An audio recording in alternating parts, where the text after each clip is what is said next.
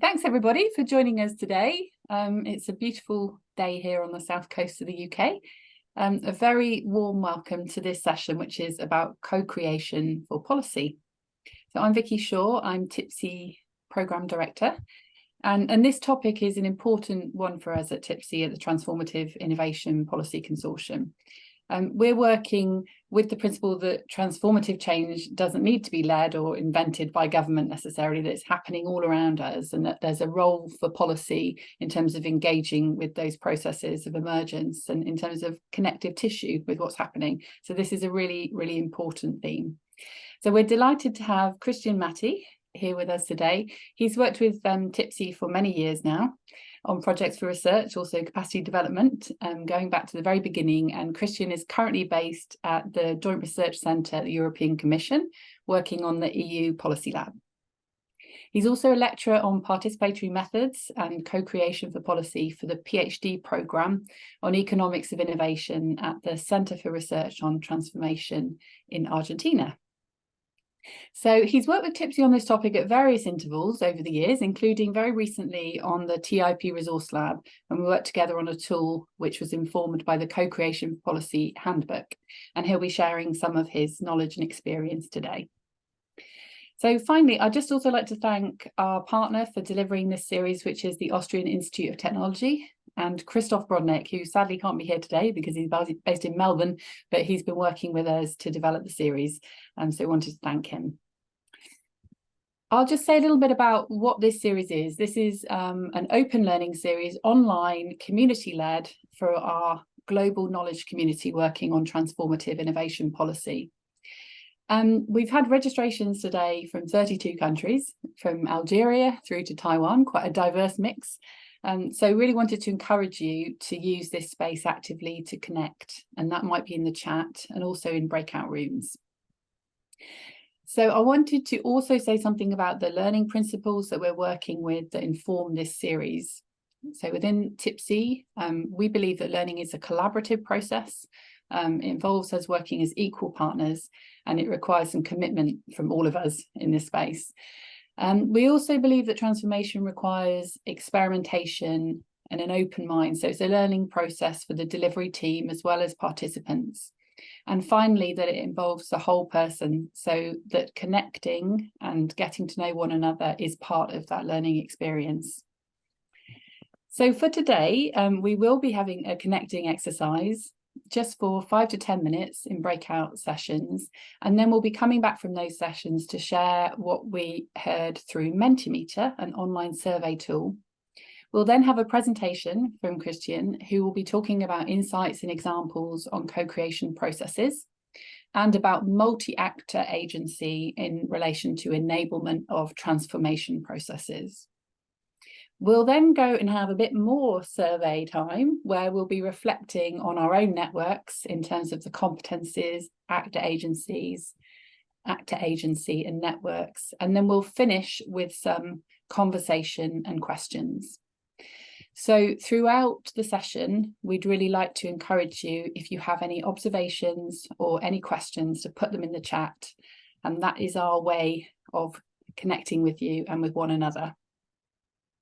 So before we move into the breakout session, I'd like you to prepare to introduce yourself and to also share your experience of engaging with different actors on research and innovation in terms of co-creation.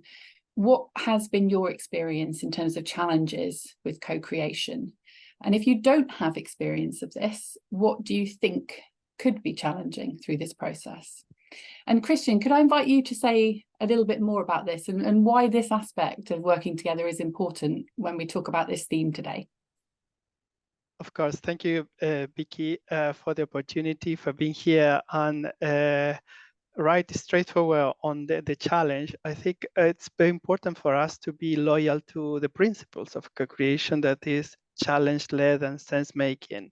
Why we are doing this and what is the purpose of doing co-creation for policy, for which purpose, and what is the context. So we really want to be loyal to those principles and start this conversation and this sharing on co-creation for policy by understanding each other about what does it mean for us and what is the purpose of running this kind of of process together, and especially now that we are going to get deeper in the discussion about multi-actor agency. What is the value that we are bringing?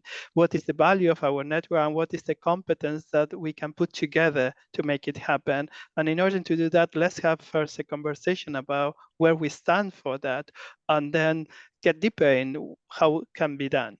I think that's kind of a provocative invitation to share our thoughts about why we want to work on co-creation for policy.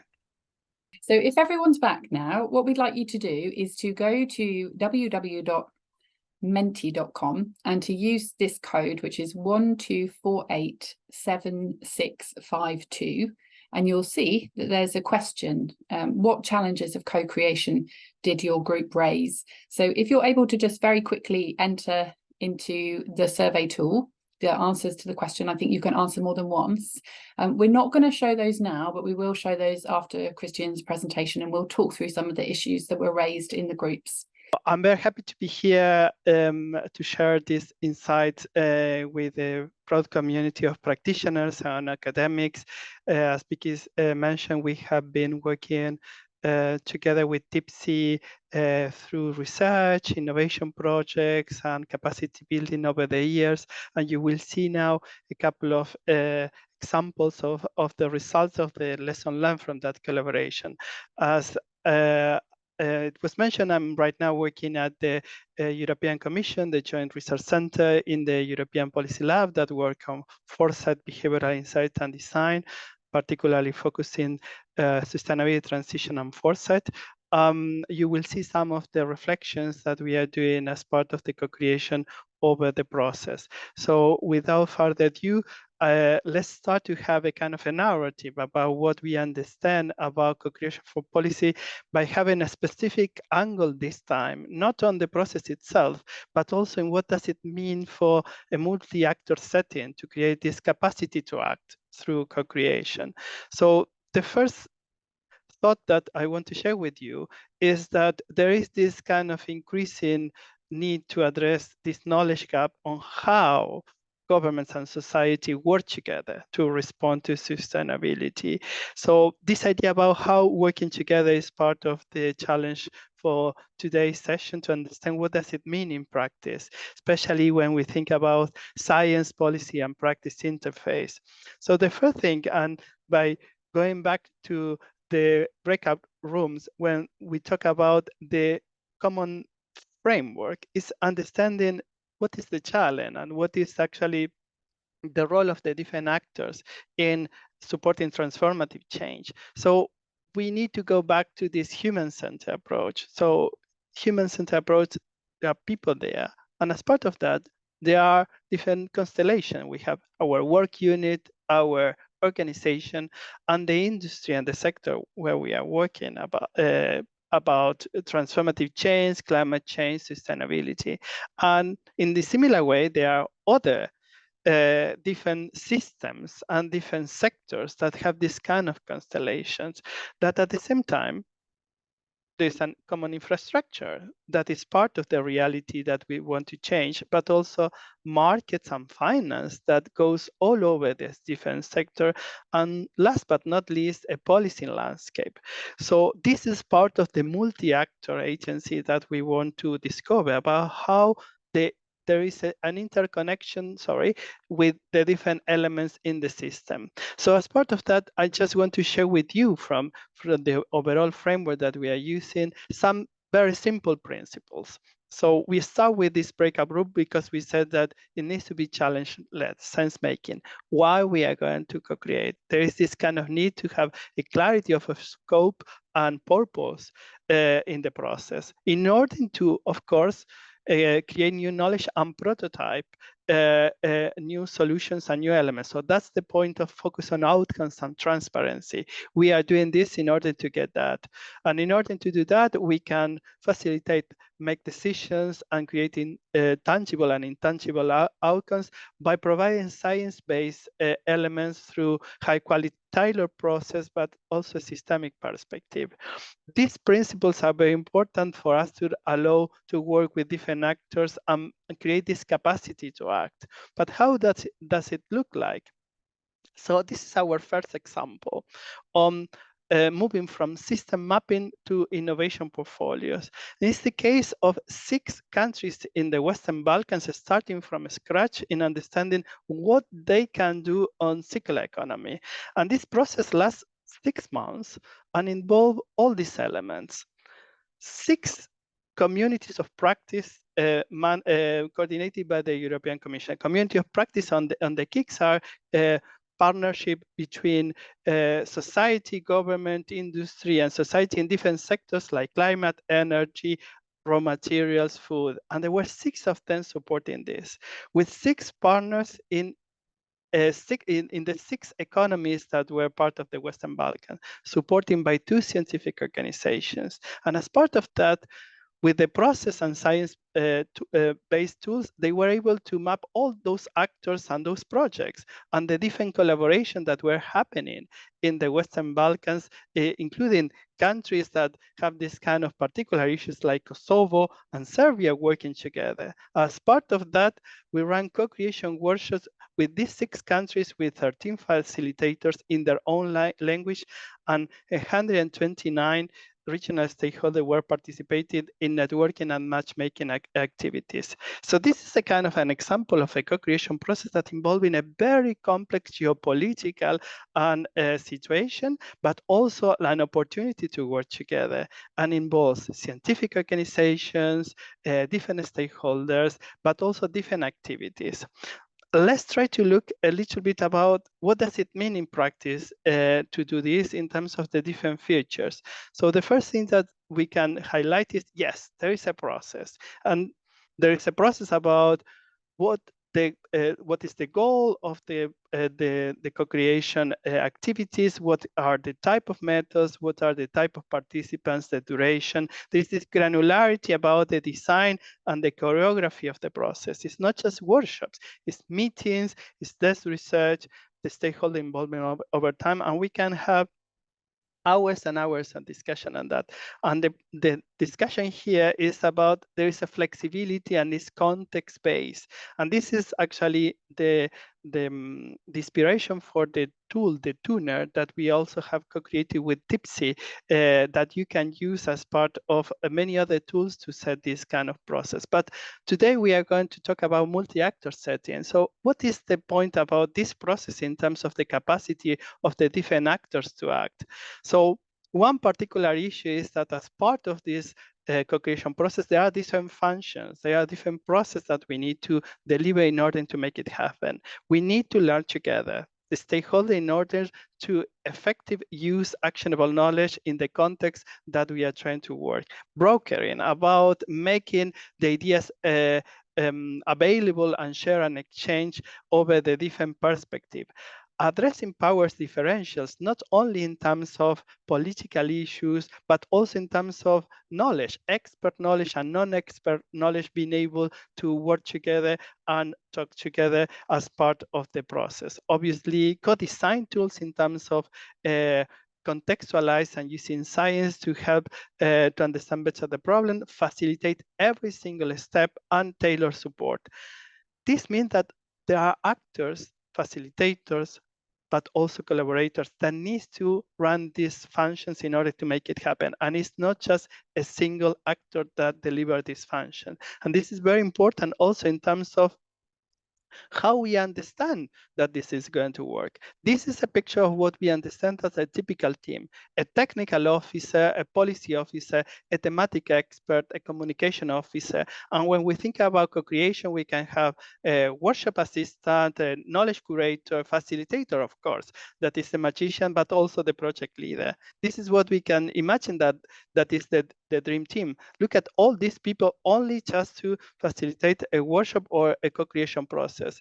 And there are responsibilities on challenge definitions and knowledge communication. But this is just a team that we imagine that is part of the picture.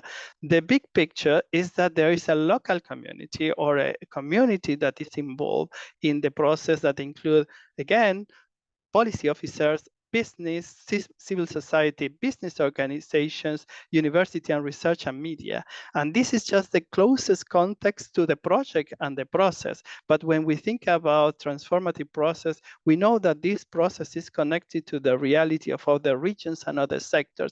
So we also need to consider the broader community, how the insights from other communities can bring actually some special inputs in terms of the type of discussion, the resources, the collaborations. So this is the kind of the big picture in terms of the team and the community. But the reality that we are talking here about organizations, but also people, and in order to think in co-creation and policy and transformative innovation, we need to think in the different competence that we are bringing to the process. This is a picture of the competence framework on innovative policy making that was recently published by the Joint Research Center. And what you can see there is that the amount of different competence that are necessary to innovate in policymaking, from collaboration to communication or participate in policymaking, including knowledge brokering, drafting briefings, or actually working with values, the different set of values in terms of the different cultural issues, but also engage with different stakeholders, from implementing citizen engagement to engagement in different mindsets or running a consultation. The point here is that this is the kind of competence that we assign to individuals. But when we run co-creation process, we talk about teams and we talk about different organizations. And these competences are distributed among all the actors in the process. So the questions are, what does a co-creation process involve in terms of these functions, the competence and the collaborative situations that can support a transformative change? So what is the process that can bring all these elements together?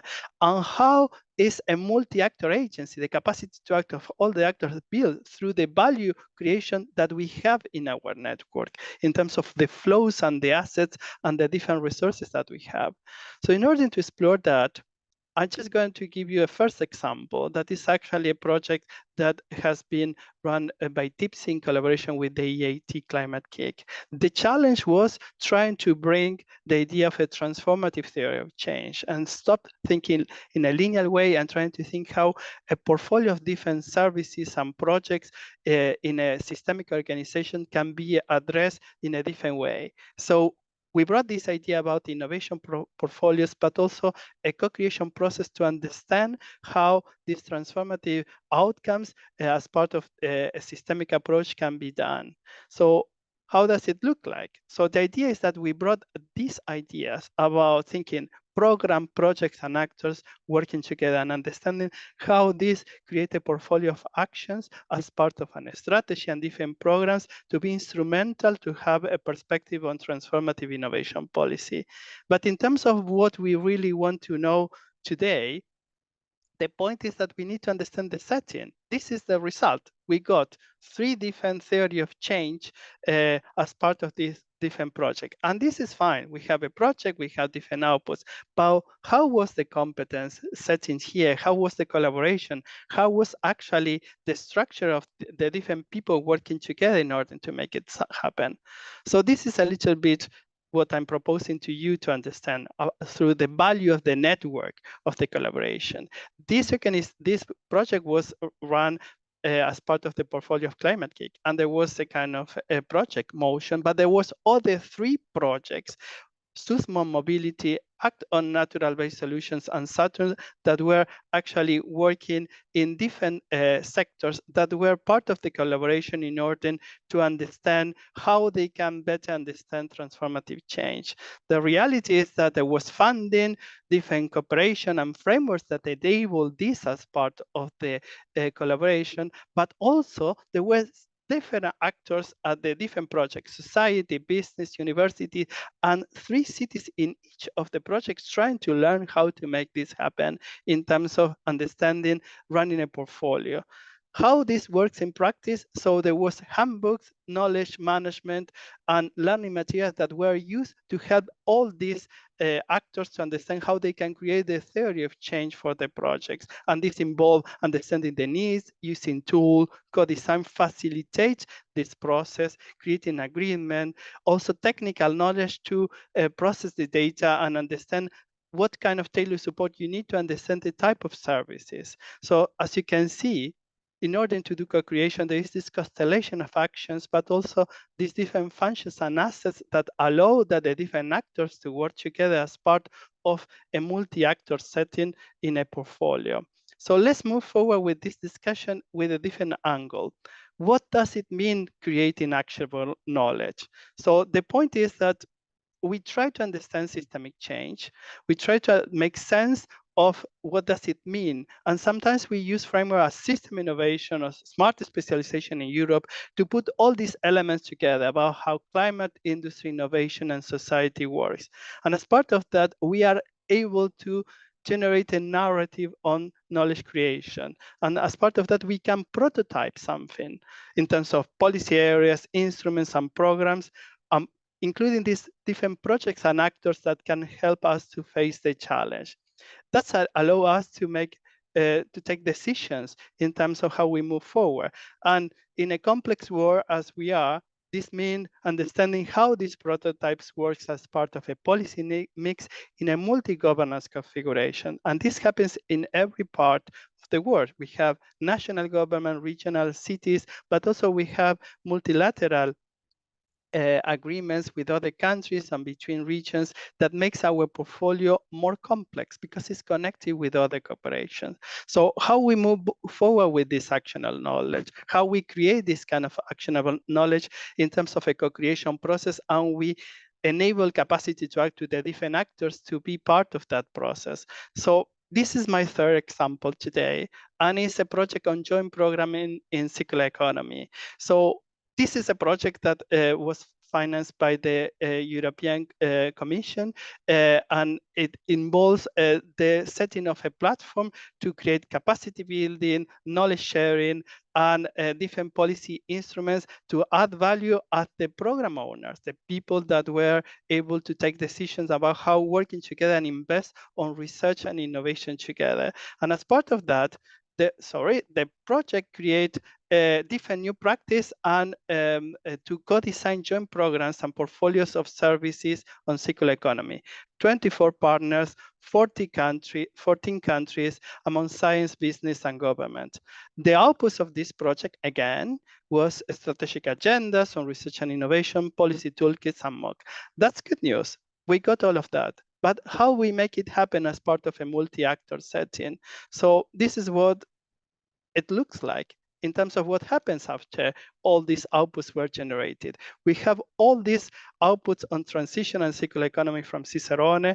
We have the collaboration on co-creation for policy between the different KICs, the Joint Research Center, and other organizations. And we have the and transformative element from motion. And as part of the collaboration with Climate Kick, as part of the big portfolio, we set this multi-project and multi-actor setting for supporting others. So frameworks, cooperations, learning materials. So this was the kind of the setting, the bubble of the different elements and the capacities of a group of people having different competence and capacities. But who were the user? Who were the challenge owner? How we implement that? So there was these two projects. The first one that I mentioned before in the Western Balkans, with all these countries getting new insights on a portfolio of co-creation and understanding transformative change. And the second one, the circular economy beacons, with all these countries that also were interested in using actually these kind of elements to transfer that to their own municipalities in their own language. So there was this kind of issue about co-creating and transferring this kind of process. How we have done that?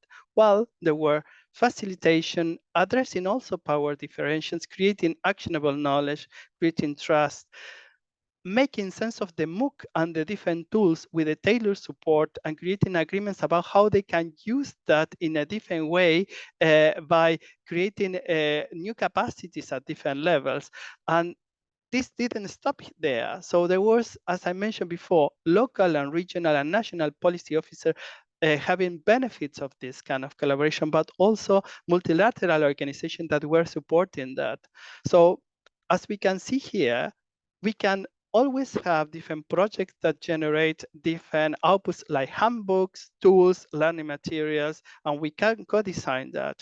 But there are other actions that are very important in order to make it happen. It's like how we move forward with making sense of that as part of a co-creation process with real users, with countries, with policymakers and organizations.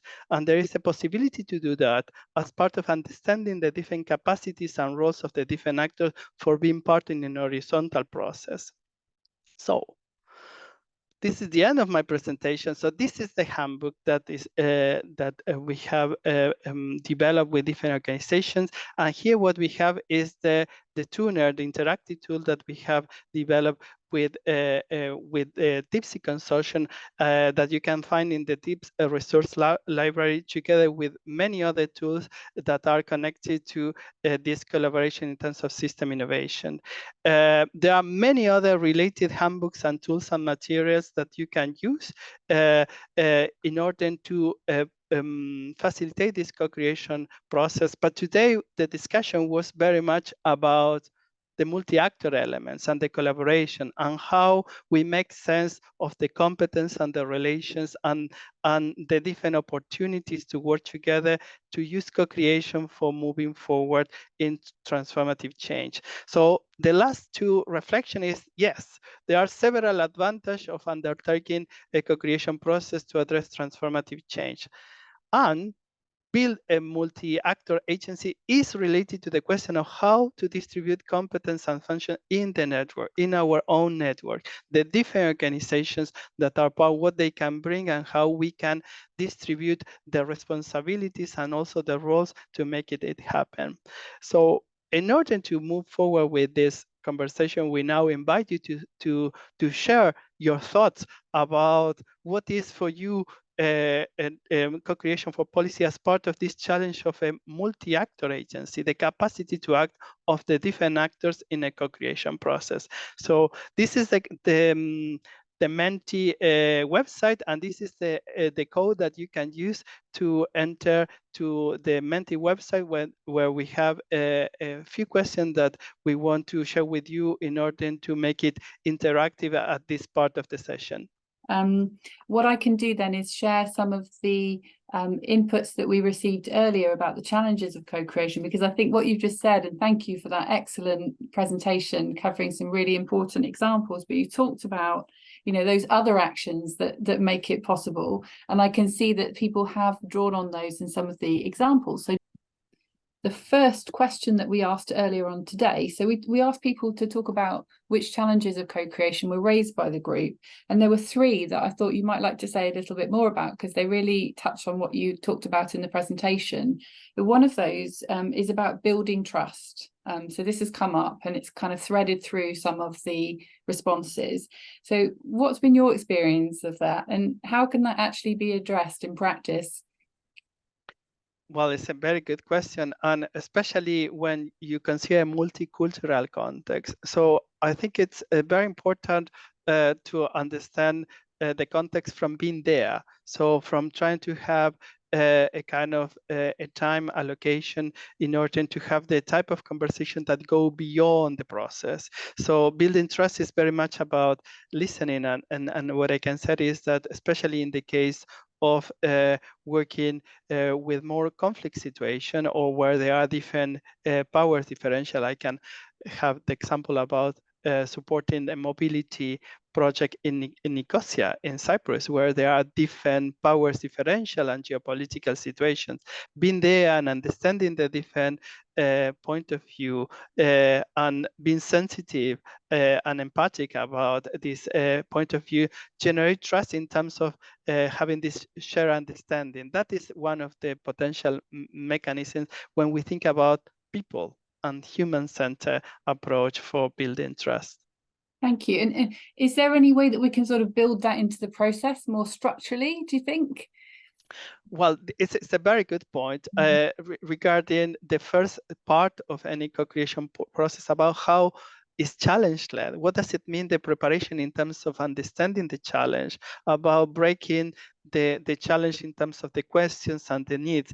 That is a fundamental part in order to create trust at the beginning in terms of having this common understanding. But over the process, I think there is this kind of continuous feedback loop and knowledge management, and not just expecting like just a kind of a report or a single output, but having this kind of continuous feedback loop over the process with the challenge owners and the participants. That is why the actionable knowledge and the knowledge management is very important, not just expecting that because we have done something is well communicated and is enough. So I think the continuous communication really help to build trust. Okay, thank you.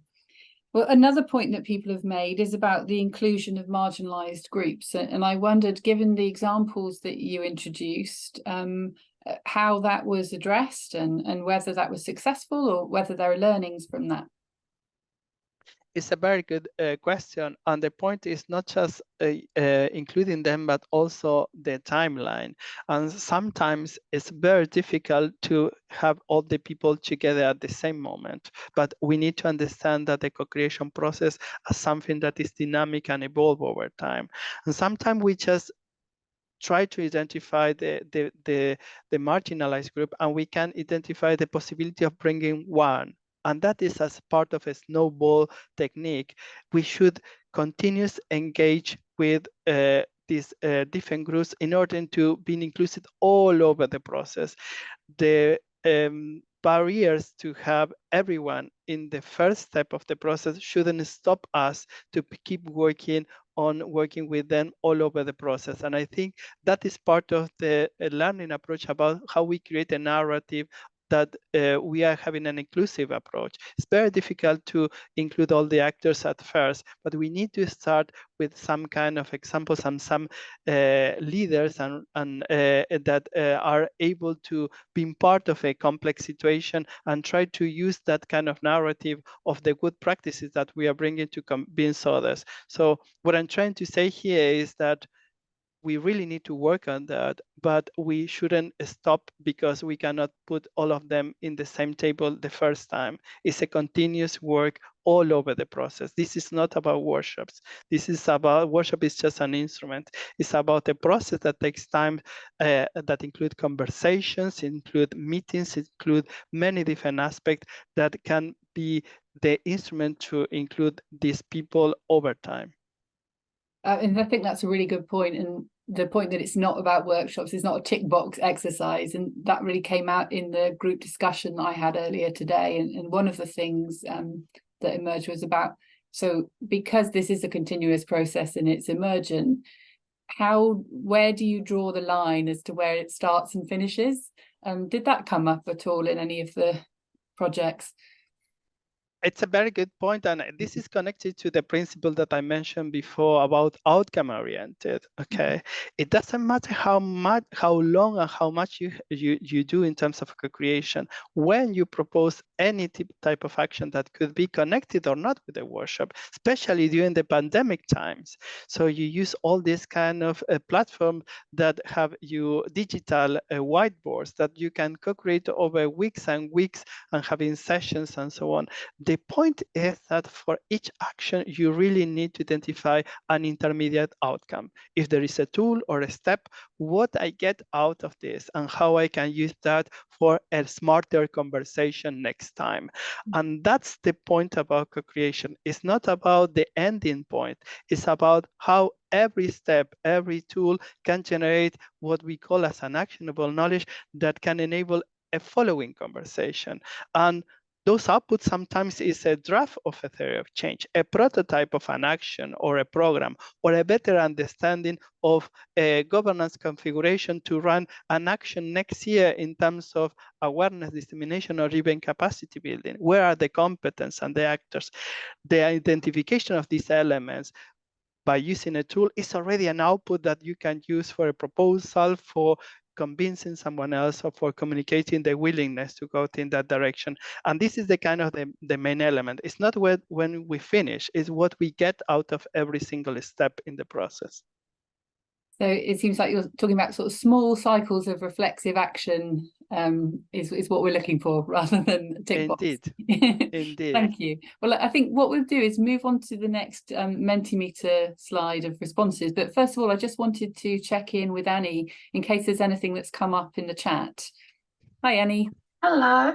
So we did have a question from Len, and he's asked, would it be possible to share some war stories of where managing power differentials didn't work and how this might have informed your approach going forward? Well, it's actually a very challenging and difficult question, but what I can actually tell you, I mean, if I can be honest about that, where I'm coming from, I'm Argentinian, so we have some kind of sensitive issues about what does it mean, political and geopolitical issues. And for me, it was kind of very challenging, but amazing to work in the same project with Serbia and Kosovo at the same time.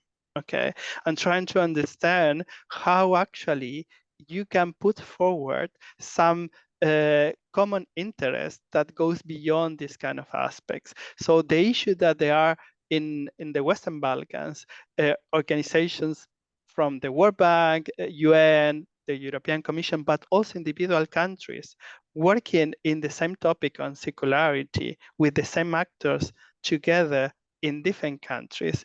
This is just a starting point of a conversation. You just need to make sense. It's like how we can use these existing relations and these existing opportunities to make sense of the change that we want to address, okay? So obviously it's not so simple, but the issue about being aware of what is going on helps you to move forward into the practicality. So that's why the portfolio, the mapping of portfolios is super attractive because this is already happening. Okay, so it's not that actually we want to design a portfolio.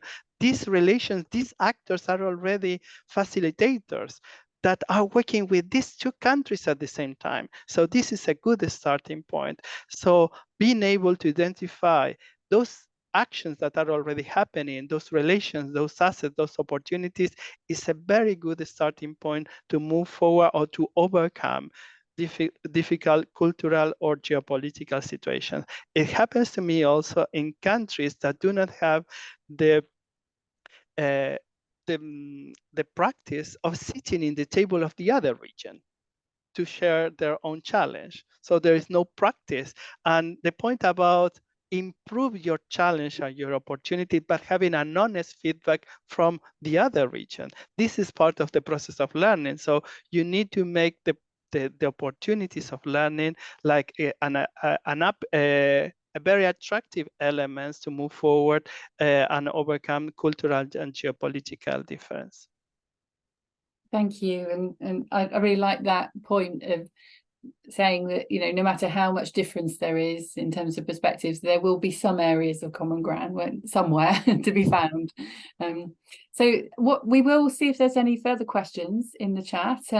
We'll just maybe move on to the next slide and then return to that if that's okay. So looking at the next slide, we asked people to think about the value of the networks in terms of functions, assets, and competencies. Cristian, could I invite you to just say a little bit about what we mean by these three areas? So some people were quite keen and did this early on before the talk, but maybe you could say a little bit about what does that mean that people feel that functions are perhaps the strongest areas of their networks? So I was very fast in my presentation of the functions, but the idea is that when we think about functions are this kind of roles and responsibility about delivering a process over time, okay?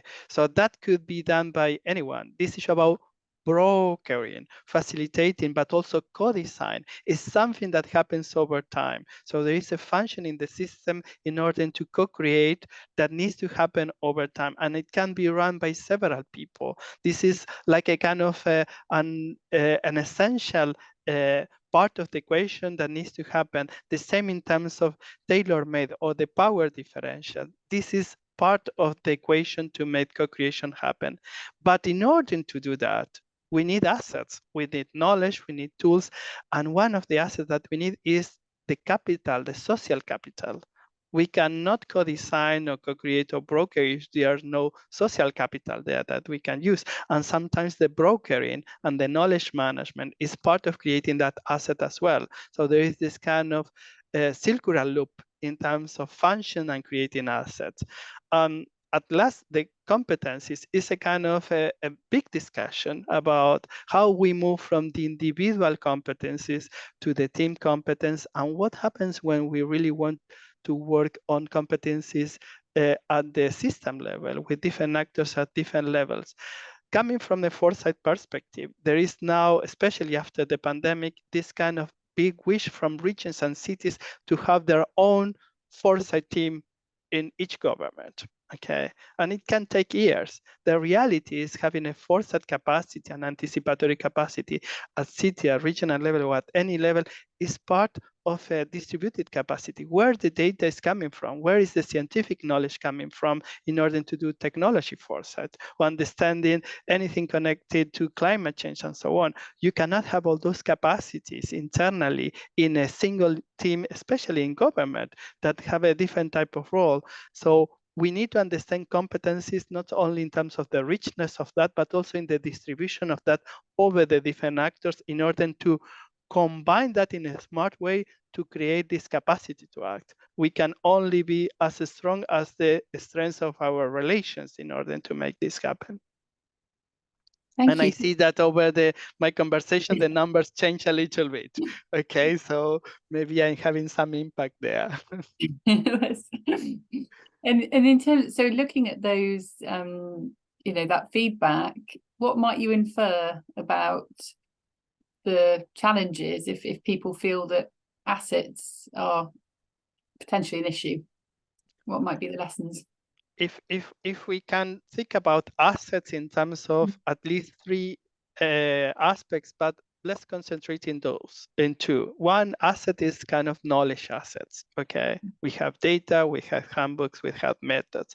And the other asset could be the strength of our social capital, the bonds, okay? The community of practice that is already our starting point.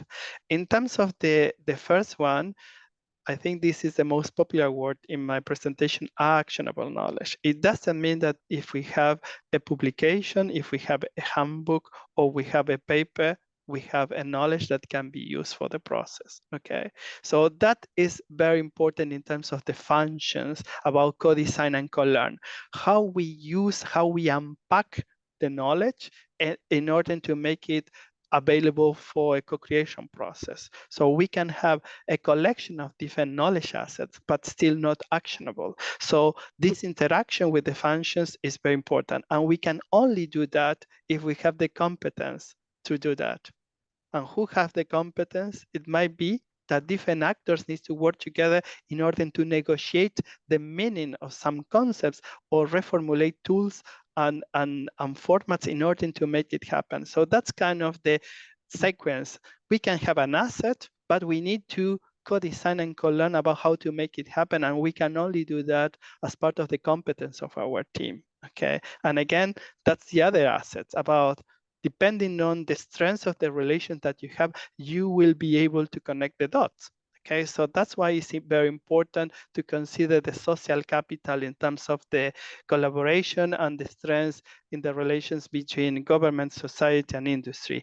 It happens to me several times that some governments or some regions are very strong and very they are really leaders in terms of technological development, and they have a strong bond between government, industry, and university, but they are kind of weak with civil society. And now when they are addressing issues about equality or reskilling process, they are struggling with that. And the point is redefining leadership. Leadership can be distributed in terms of the different challenge. And that's part of creating different functions and using different competence to make it happen. So we can identify, as we have in other presentations and other papers and other discussions, this role of intermediators. It doesn't have to be the government. It doesn't have to be university, but there are different actors, and that's why the portfolio mapping is very useful, because beside the project, we see the roles of the different actors in leading not only thematic areas, but also relations and enabling new connections in the network. And that's why we want to have this reflection about the value of our network and how we can map this value in order to make sense of all of these three elements: function, the assets, and the competence. Thank you. And we have just 2 minutes left before we finish. So I just wanted to go on to the final slide of Mentimeter. But before I do that, I wondered if Annie has one last thing to come out of the chat that Cristian might want to make a response to while I move on to the next slide.